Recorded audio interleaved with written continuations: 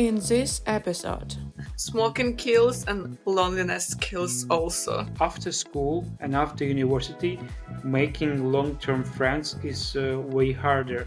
How do you feel when you don't drink, but people still continue asking you, are you sure? Maybe you won't? Don't be shy. And people thought that I was drunk, but no, I wasn't drunk. I was just dancing and having fun. I used to have this need of getting my phone when I was doing something alone. 45 days per year we just spent inside our phones. When you outgrow people that are around you, and you will be in need of new surrounding. If you are not interested to talk about weather, don't talk about weather with a new person. Talk about real shit you're interested in. I gained 8 kilos. Sometimes I hated myself for this. Alright, guys, welcome to another episode of Wellness in Chaos. Today, we are talking about a special subject. Epidemic of loneliness. What the fuck is this? That's right, epidemic of loneliness. Based on my research, loneliness has similar consequences that health impact is from smoking 15 cigarettes a day. And it's crazy to me when I found it out. And loneliness also associated with an increased risk of heart disease, depression, and cognitive decline.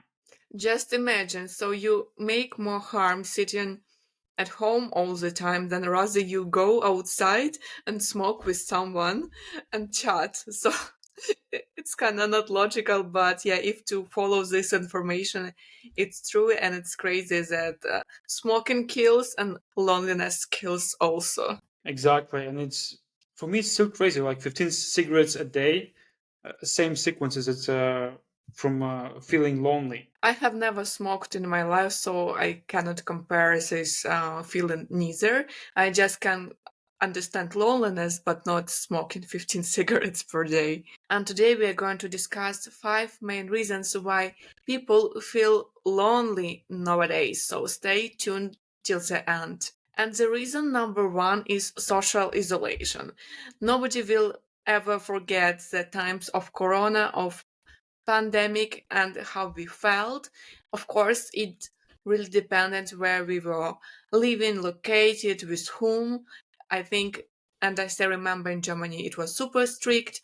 At that time, I was living in Ukraine, in Kiev, so it was not so strict, but still influenced a lot my mental health, especially when our whole underground system and whole transportation system was closed for months or even longer. Yeah, I can relate with you for sure.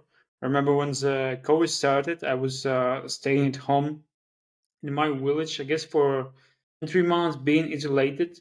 I mean, I still was with my family, so it was okay. At least I had some people around to interact with, my sister, so it wasn't that bad. But yeah, it was quite different feeling when you actually get apart from your usual social circles, like friends, and just staying in the place where there is minimum social activities like village. Yeah, and I was living far from the center. I was living near the forest, so my only interaction and activity was going to this forest with my family members. And Dmytro, you live right now alone, as you know. Uh, how does it affect you in terms of loneliness? So you are new and new country, new city, and you also work from home. I live alone right now. I work remotely, and I am a new city. And of course, at the beginning when I moved to the city, Vilnius, actually I felt a little bit lonely because it's a new place. You have to build new social circle, new friends, and it's always a challenge. And especially when you don't go to the office to socialize with people, your coworkers. And for me, it was quite. I wouldn't say it was quite hard, but I just realized if I want to feel less lonely or don't feel lonely at all, I have to actually make some actionable steps and go out and talk with people. So the best way for me it was just go to the places where I usually hang out. back in the time, I really enjoyed running, so I just went to running club. I joined like probably two running clubs just to meet people there, because I understood that okay, we might have similar interests already running, so it would be easy to connect. And I approach it in any area, whether it's running or just going to the gym. I also would meet people there or going to yoga classes. Did it help you to find new friends and new connections with whom you could talk about something different, meet outside this hobby, and prolong this communication?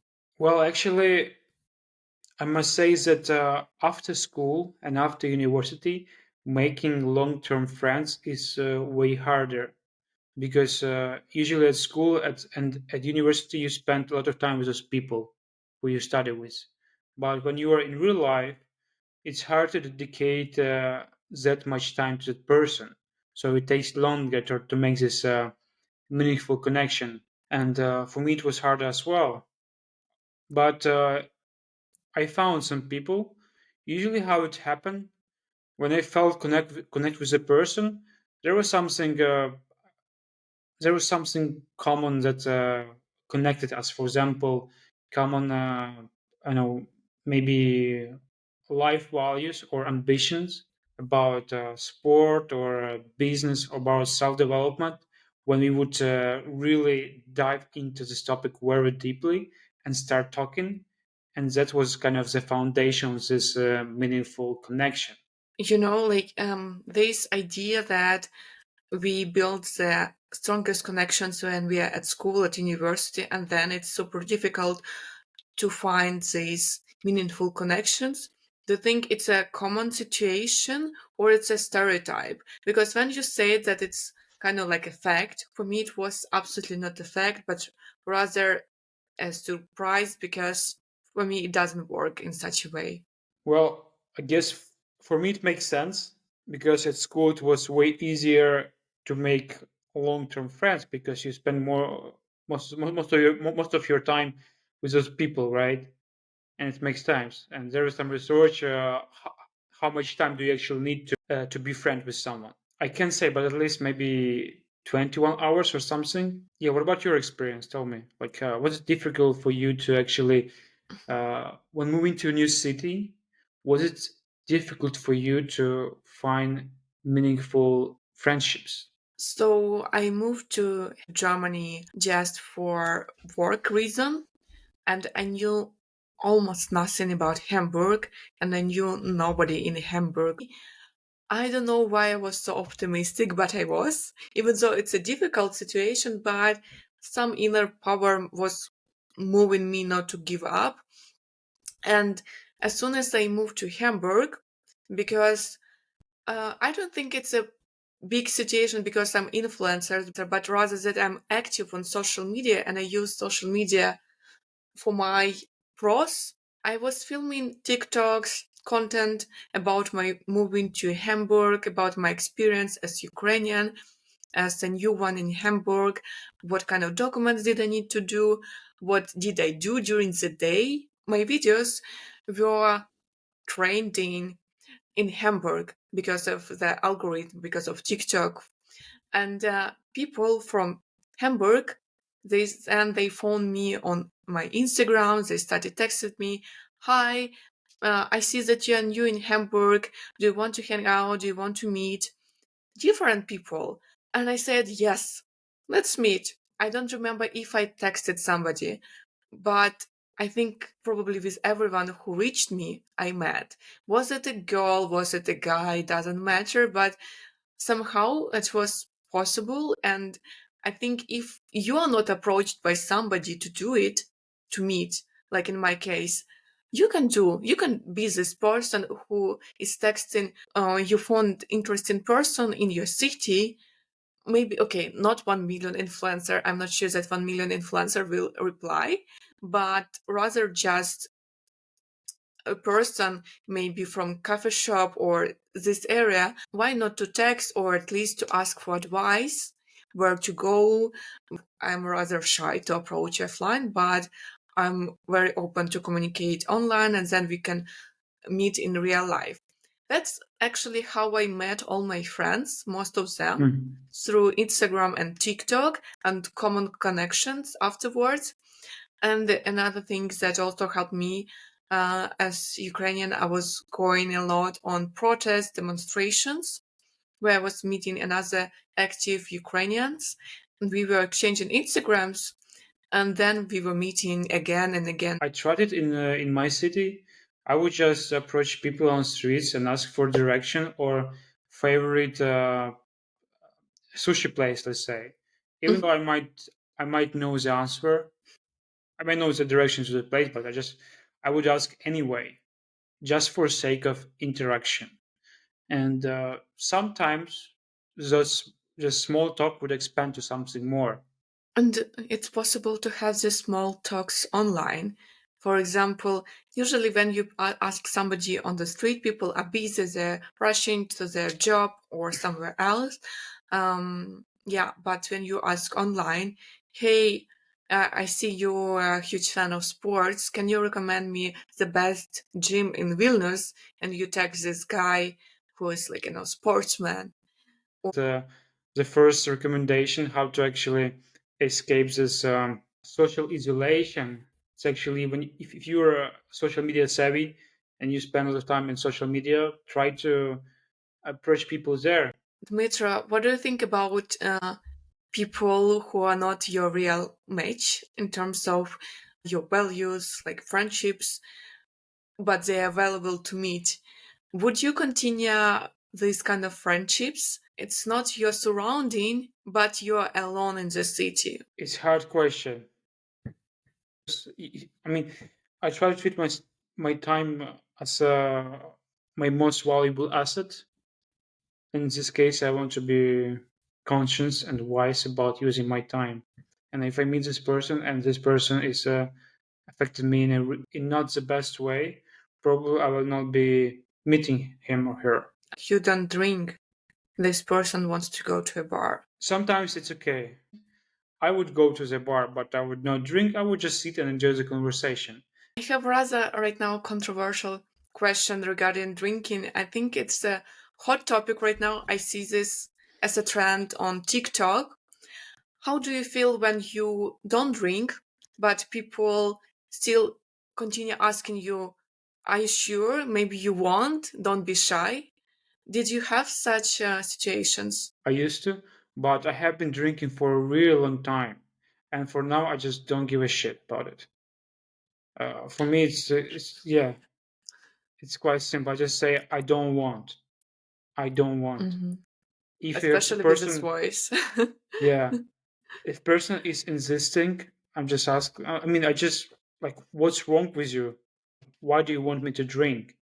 I don't understand. Yeah, so for now it's not a problem for me. It just took time to actually to get to that point when you don't give a shit. Do you have such feelings when you go to meet your friends and everyone's drinking? Do you feel this social pressure to order a drink for yourself? Like I haven't drink for 1.5 years in the past when I was taking serious medications for acne. And in this time, I didn't feel the pressure because I didn't give a shit. I wanted to party, so I was going to party. I wanted to go to the club. I was dancing, and people thought that I was drunk, but no, I wasn't drunk. I was just dancing and having fun. I felt such a freedom to be who I wanted to be, myself, true myself, without any pretending, without trying to adjust to social norms. I got used to not to give a shit what people think about my nutrition, my eating habits. So alcohol was already another stage that no, I don't care. I just do what I want. And what helped me also, I surround myself with very open minded people who don't ask such questions. And many of my friends, they don't drink at all. Some of my friends drink. Right now, I drink maybe a few times per month. Yeah, and some of my friends they don't drink at all. So it's just about respect. Another recommendation is try Bumble for friends. As if you guys know, there is this application called Bumble. for dating or making friendships or even networking. And you can try it when you are in a new city. Maybe it will work for you. I tried it here in Vilnius, and it has potential. And if you feel isolated, maybe it's something it will work for you.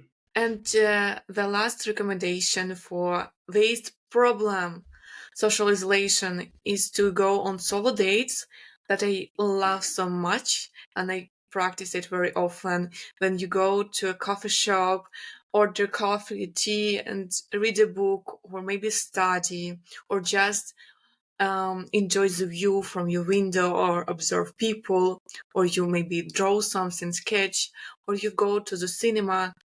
Uh, on your own and you enjoy the movie or performance. I was going to most of the concerts I went alone, and even traveled to another countries to watch these concerts.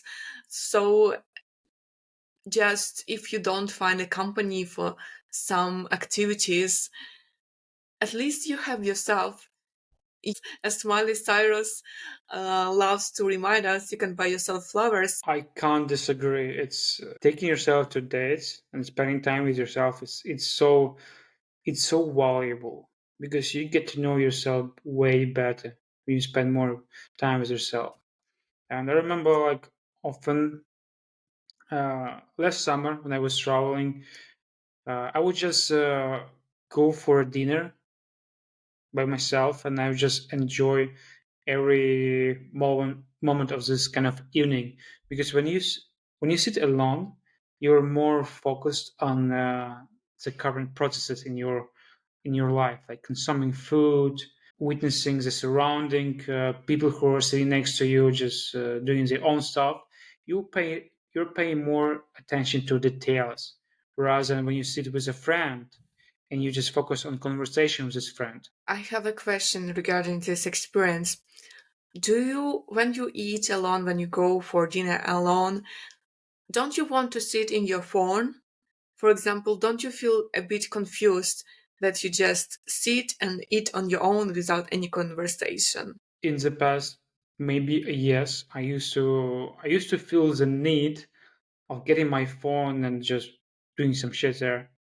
But last few experiences for me were different.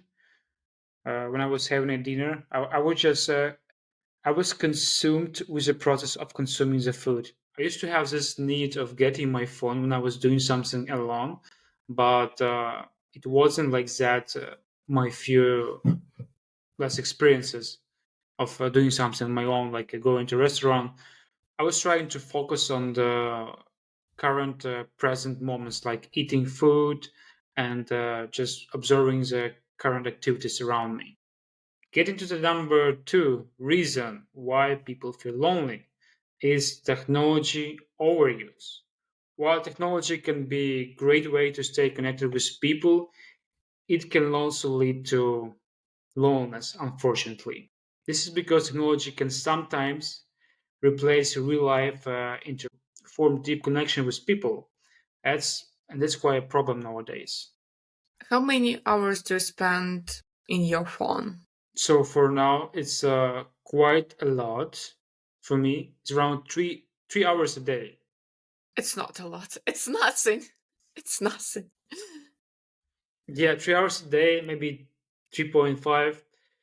But I also spend time just watching YouTube, some maybe lectures. So it also counts as screen consumption. But if you think like even 3 hours, which is not a lot according to Maria, it's 90 hours a month, which is 1080 hours a year, which is 45 days a year. Just think of it. And it's only phone usage. There's also a laptop that you use for work. And not only a laptop, as a gadget as well. 45 days per year we just spend inside our phones. It's crazy, especially when it's just time wasting in terms of like scrolling. Because most of us, many of us, we work with our phones and we stay connected with our family, friends, people we love, and we just need to communicate with somebody.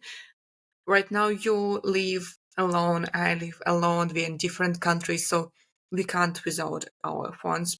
And I guess like a few weeks ago, you sent me the screenshot of some news from Meta that they actually confirmed that they were using some addictive, I know, algorithms in their system that actually uh, make people more addicted to using their platforms, right? Yes.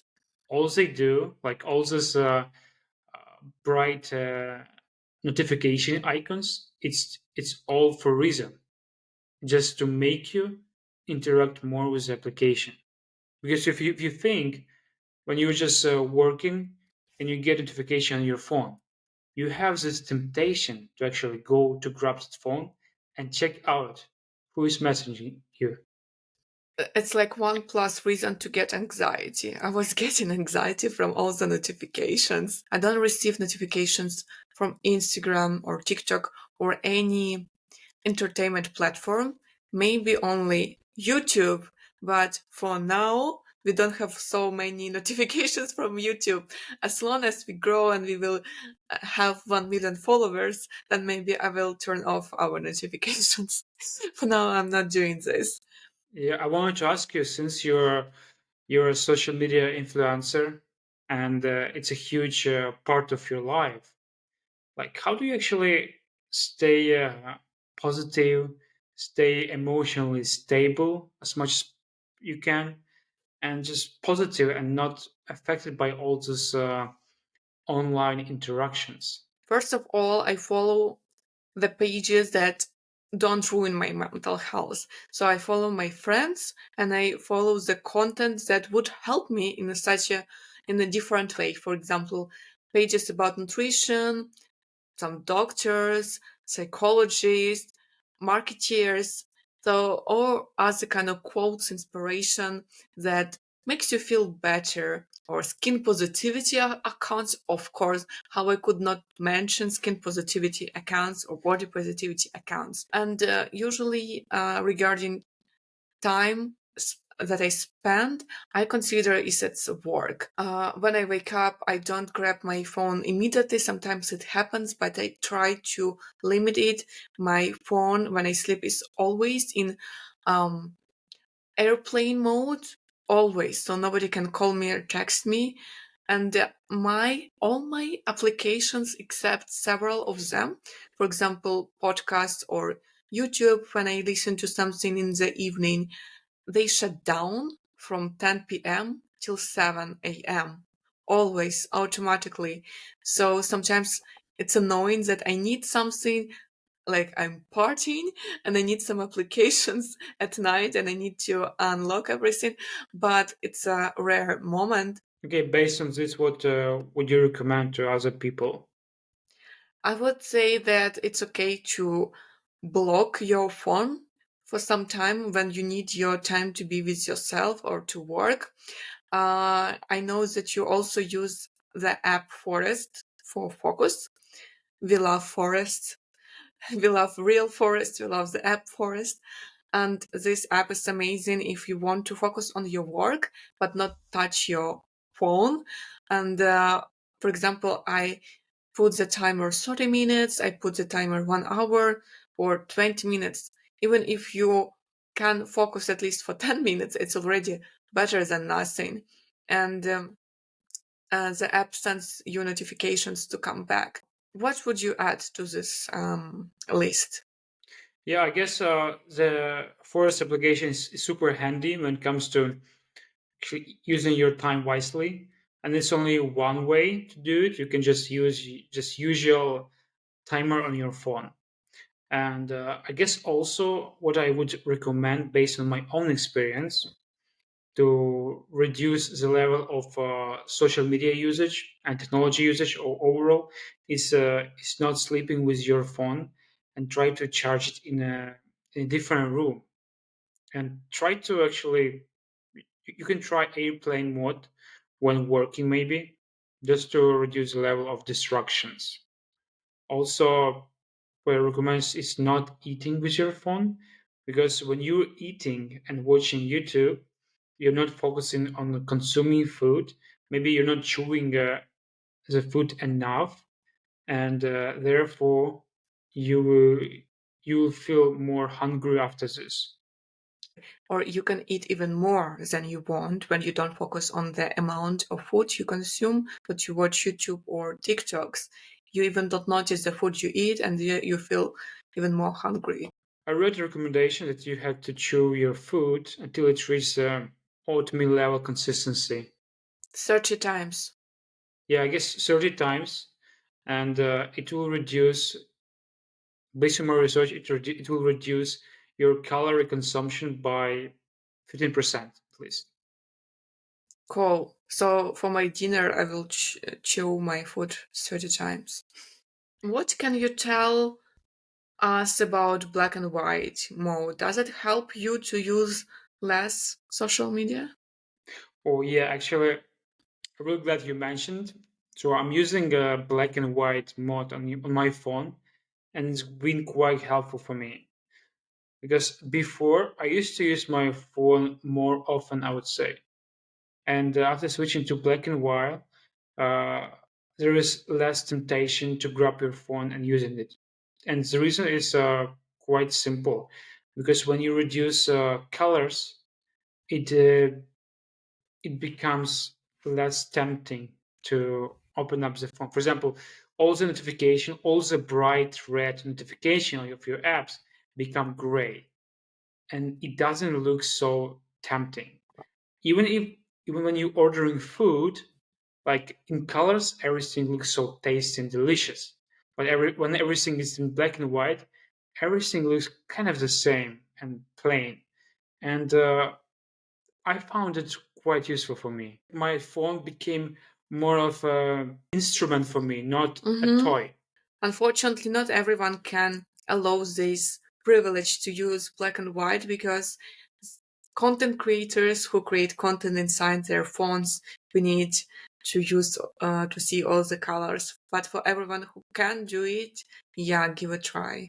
Number three reason why we feel lonely. Maria.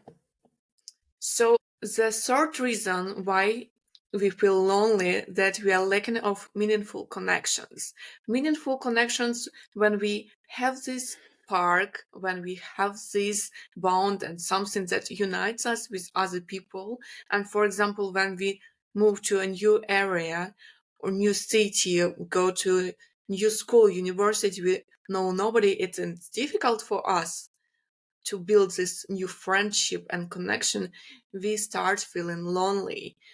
And even when you outgrow your friends, you understand that you learn so much, you've grown so much, and you feel kind of lonely because you're liking people who actually are staying on the same level as you and kind of on the same wave as you are, and it's become kind of a problem. And this kind of loneliness is might be inevitable when you're always developing yourself, trying to improve yourself, whether it's at whether it's professionally, physically, or spiritually.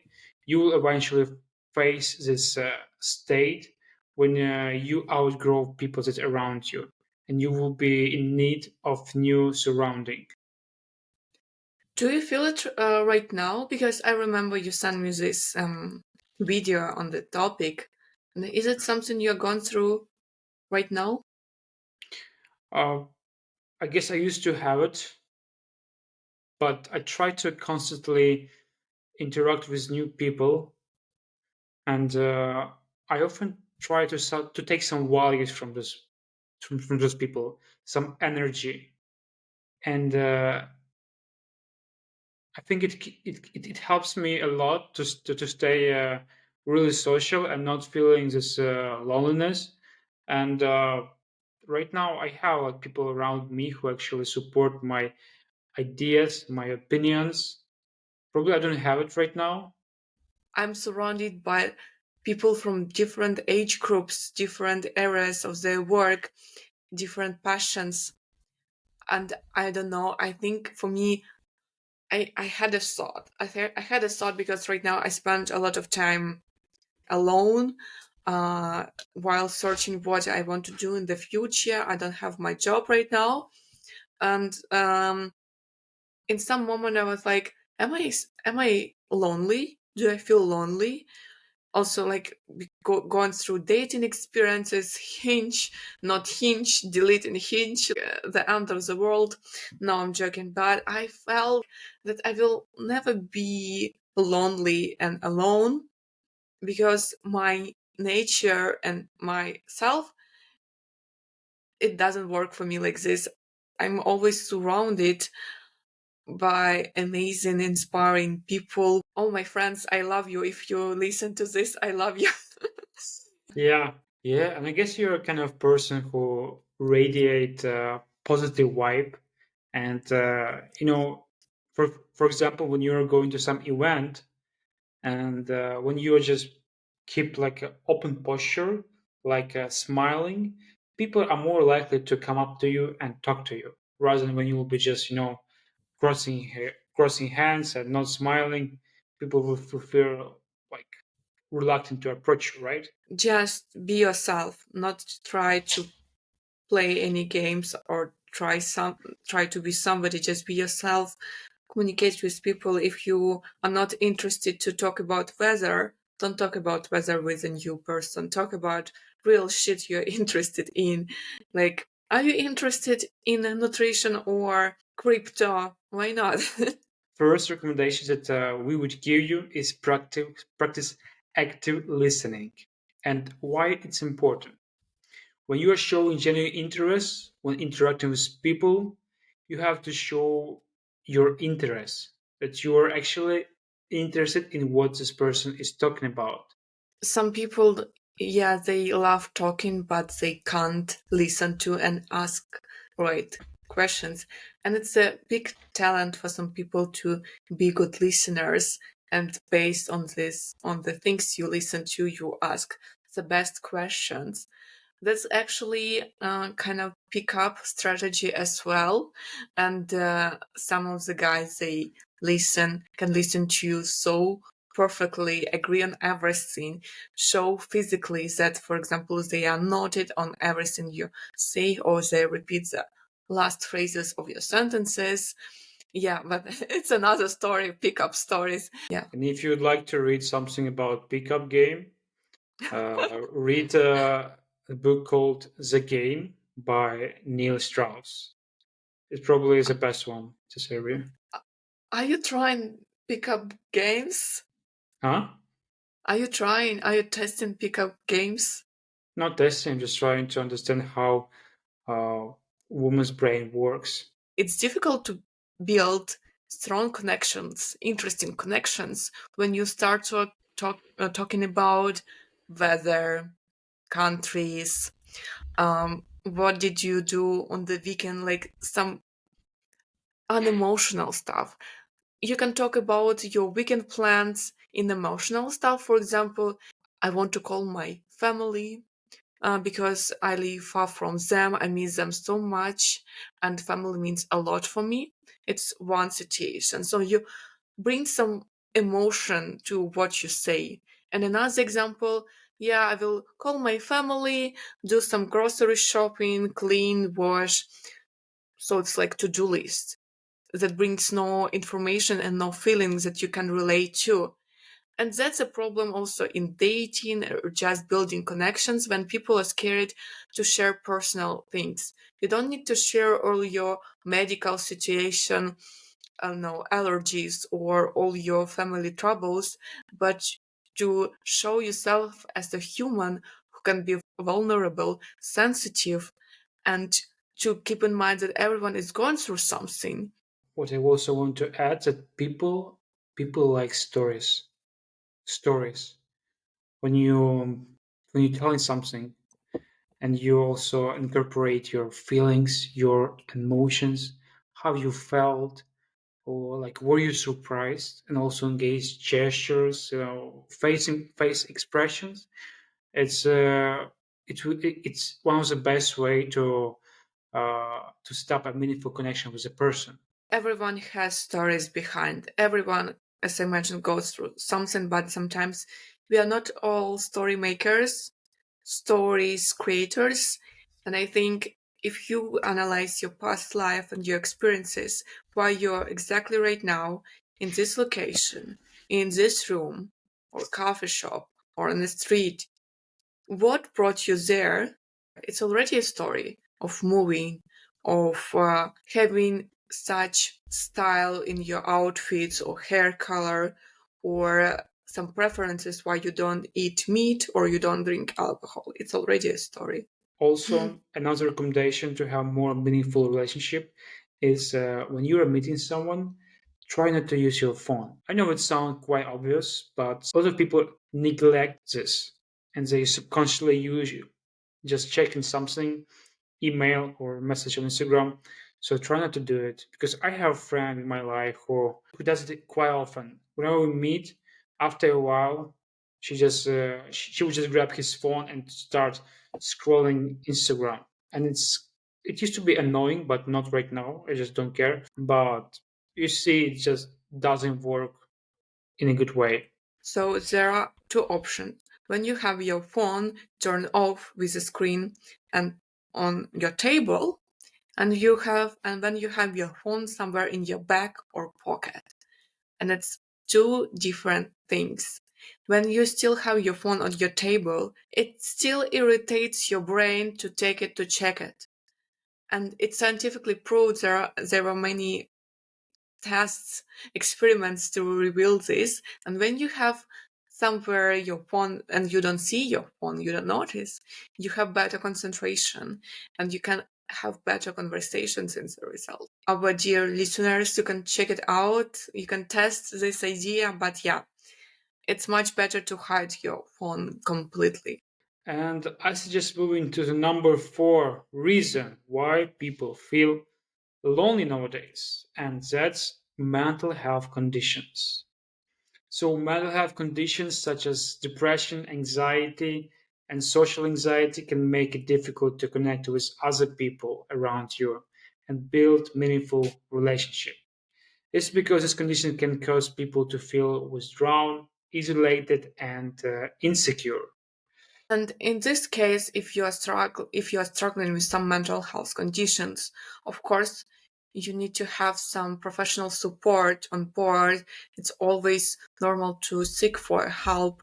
In some areas, it's possible to get free support. Uh, in different countries, where you just need to search for professionals. In this case, maybe to wait some time, but it's possible. Or if you have financial support, you can find somebody whom you can pay. But to be honest, I spent lots of money on psychotherapy, different approaches, and tested this, especially this approach. And I think it was one of the best investments I have ever had in my mental health. Totally, totally. Maria, you made a great point about working with a therapist. It's one of the best investment in your life because first of all, it's investment in yourself, and it's one of the best investments that you can make. And I also work with a therapist, and for me, it was super helpful. You can't even imagine what problem you can fix with just working with a professional. You can fix those problems that are deeply rooted in your childhood. And it's also very important to remember that when people with some mental health conditions, you are not right now the same as a person with a stable brain, let's say. Sorry for this comparison, but you need to understand that it could be harder for you in some cases to communicate. If you used to go on 10 events per week and it was normal for you, now you can't do this, but you're still pushing yourself through, it's not okay. If you want to, stay at home more and be with yourself. Another recommendation might be try helping people. It can be in a form of volunteering or just whenever you see a chance that someone is in need of help, try to approach this person and help somehow. Whenever I help someone, it feels amazing. I remember I was to volunteer for one fair here in Hamburg, and they were collecting money for childhood dementia, a very rare brain condition, genetic condition that affects children, teenagers, and this organization was raising money for some research regarding this topic, and we were helping the whole day for free, and it was one of the warmest, best experiences of this year, to be honest. People were so happy that we were helping them for free, that they wanted to give us so much support, love, free cookies and apples and water and sweets. I actually have a friend. He believes in this angel numbers, Uh-huh. and yeah, Rockets. If you listen to it, kudos to you. As far as I remember, he mentions that he tries to help as many people as possible. He got a message from LinkedIn from one girl, and she was a student, but she wanted a consultation from him. And even though he charged quite high for consultations, she just gave her a free consultation. She understood that she might need it and it would be valuable for her. And he had time, and he believes that when you help someone, you will get something back eventually in the future. And after a while, Karma. Mhm. yeah, after a while, the company he consulted, they decided to pay him not for 1 hour, but for 2 hours. If you think of it, someone might think it's not connected, someone would think it's connected. Not only science rules the world. Yeah, go out and help people. You heard it? You. Okay, let's move to the last reason why people feel lonely. And these are major life changes. I think we already have discussed, mentioned several times our experiences, for example, with moving to new countries, new cities. It's a major life change. For some people, it could be more dramatic. For example, we as Ukrainians, we understand this. Everything can happen in this life, and sometimes not everything is under our control, fortunately or not. You have to think as a stoic in this case. Ask yourself, can you affect it or no? Can you change it or no? If you can't, try to accept it. Try to accept it and acknowledge this situation and work with it. In such situations, when you literally lose everything or everyone you have and you don't feel yourself, I think the best decision is to fulfill your basic needs, that you eat enough, you sleep enough, you drink enough water, you go for a walk sometimes if you can, you talk to people, maybe just to your family members or just to your friends. Maybe it's only one friend, but you have somebody to talk to.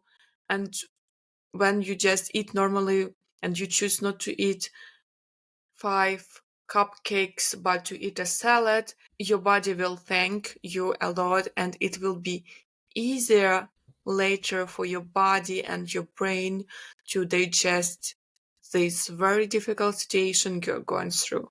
Since I moved to Germany, I gained, because of the stress and different food preferences here, and I lived in a German family, I gained 8 kilos. Sometimes I hated myself for this. But most of the time, I decided, no, I don't want to think about this right now. My body and my brain, they're going through difficult times. And instead of trying to push myself in my old jeans, I went to a shop and bought myself new jeans. And afterwards, like after some time, yeah, it became better, but it's not the right time to count calories and think nonstop about your body size. Also, stay in touch with your network. Your family is super important. Well, I remember when I faced such major changes in my life, like moving to a new city, staying in touch with my family was super helpful for me. Just having calls almost every day with mom, dad, sister, it was super helpful. I know some people might not have maybe even families, but if you have friends and you know that you have some close friends, try to reach out to them and just having a conversation. So, guys, thank you so much for listening this episode today. We covered Lots of topics about loneliness and the reasons such as social isolation, technology overuse, lack of meaningful connections, mental health conditions, and major life changes. I hope this information was helpful for you. If you have different thoughts or any other ideas, feel free to leave a comment through YouTube or on Instagram, drop us email. We are super happy to communicate with you, know your honest opinion.